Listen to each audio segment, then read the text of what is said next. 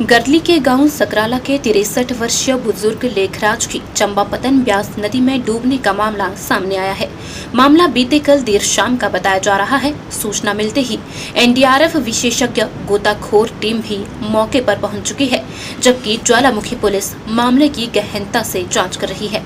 घटना का पता चलते ही घर में मातम का माहौल छाया हुआ है। पीड़ित परिजन कल देर शाम से ही नदी किनारे लेखराज की तलाश में बैठे हुए हैं। कहा जा रहा है कि गरली में इन दिनों बॉलीवुड हिंदी फिल्म की शूटिंग चली हुई है और इस दौरान कालेश्वर महादेव स्थित चंपापतन ब्यास नदी किनारे अंतिम संस्कार करने का शॉट फिल्माया जाना था, जिसके लिए फिल्म यूनिट ने यहां भीड़ दिखाने हेतु क्षेत्र भर के कई लोगों को दिहाड़ी पर बुलाया था, जिसमें गांव सकराला के रहने वाले लेखराज भी इस रोल में अपनी भूमिका निभा रहे थे।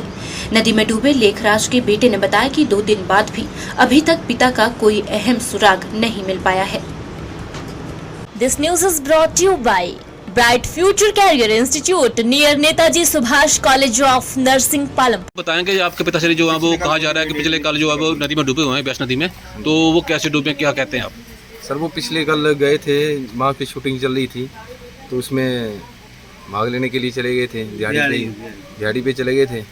तो इस हिसाब से वहाँ पे उन्होंने वो सब कुछ हो गया उनका रोल वगैरह। उसके बाद उन्होंने खाना खुना खाया वहाँ बैठ कर।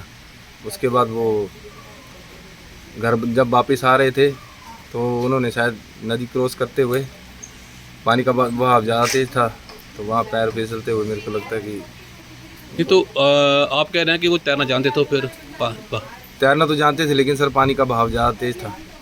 तो बताएंगे ये शूटिंग जो चली थी वो क्या क्या शूट हो रहा था यहाँ पर? शूट का तो सर इसके बारे में मेरे को नहीं पता। तो ये थे जो नदी में डूबे लेखराज जी, उनके बेटे थे। और हम अब जो यहाँ के जो प्रधान हैं उनसे बात करते हैं हम। प्रधान जी, आप यहाँ इलाके के ऊपर प्रधान हैं, तो आप बताएंगे ये क्या हादसा, कैसे पेश आया हादसा? ये हादसा, मैं कल इस टाइम ही आ रहा था घर से जैसे रोज़ की तरह, तो लड़के थे 10-12, तो मैंने खड़ा हो गया, मैंने पूछा क्या बात हो गया। इन्होंने बताया कि ऐसे ऐसे लेखराज जी थे, वो नहीं कोई आदमी डूब गया है और कन्फर्म नहीं था कि लेखराज जी का। तो फिर मैंने पुलिस को फ़ोन किया, मैं पहले कन्फर्म किया कि लेखराज जी थे कि कोई और था। फिर मुझे लग गया पता कि लेखराज थे। फ़ोन कर दिया पुलिस वालों ने, बोला कि आप आना, सुबह अंधेरा भी हो गया था तो कहते सुबह आते हैं हम। तो सुबह पुलिस वाले आए, फिर उन्होंने बोला कि थाने आके आप एप्लीकेशन दे दो। फिर हम थाना गए रक्कड़, तो उन्होंने बोला कि ये डूबे हैं तो मतलब ज्वाला जी वाला जो एरिया उसमें डूबे हैं, तो आप ज्वाला जी दो इसकी एप्लीकेशन पर। हम ज्वाला जी चले गए, तो ज्वाला जी जाके फिर हमने FIR लॉन्च करवा दी है। तो उनका वो आए थे, 2 आदमी आए थे पुलिस वाले, उन्होंने बयान वगैरह लिए और जो मतलब जहाँ वो डूबे थे वहाँ का भी मुआयना किया। अब SDRF वाले आए, वो मतलब कर रहे हैं, वो अपनी कार्रवाई कर रहे हैं, साइड में ढूंढ रहे हैं। ऐसे चल रहा अभी प्रोसेस इसका ढूंढने का उनका।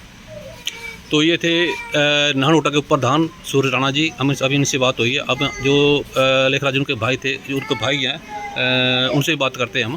ब्यास नदी में डूबे हैं, ये उनके छोटे भाई या बड़े भाई, छोटे भाई हम उनसे बात करते हैं। अब बताएंगे जी कैसे डूबे यहाँ पर? वो इधर से ले गए थे ना, शूटिंग चल रही थी ब्यास नदी के किनारे, उनको दिहाड़ी पर ले गए थे और शूटिंग के बाद खाना खाया उन्होंने और उसके बाद तो घर को आ रहे थे, बोल रहे थे तैर कर ये आऊँगा और उनका पता नहीं पानी का बहाव तेज था और फिर वो नहीं। आपका शुभ नाम जी? धर्मपाल जी, क्या लगता है आपको? आज 2 दिन हो गए डेड बॉडी नहीं मिली है, तो क्या लग रहा है आपको? यहाँ प्रशासन की ओर से कोई दिक्कत लग रही है? प्रशासन की ओर से कोई ऐसा नहीं, प्रशासन है ऊपर। हाँ जी, उन्होंने भी पहले रक्कड़ गए थे, फिर बोल रहे थे ज्वाला जी थाना पड़ता, उधर गए थे, उन्होंने FIR लॉन्च किया और वो NDRF की टीम भी आई है, वो देख रहे हैं। प्रशासन तो पूरा मदद कर रहा है। धन्यवाद। ये थे उनके छोटे भाई जो नदी में डूबे लेखराज जी, तो अभी उनसे बात कर रहे थे हम। दिव्य हिमाचल TV के लिए गरली से रक्षपाल शर्मा की रिपोर्ट।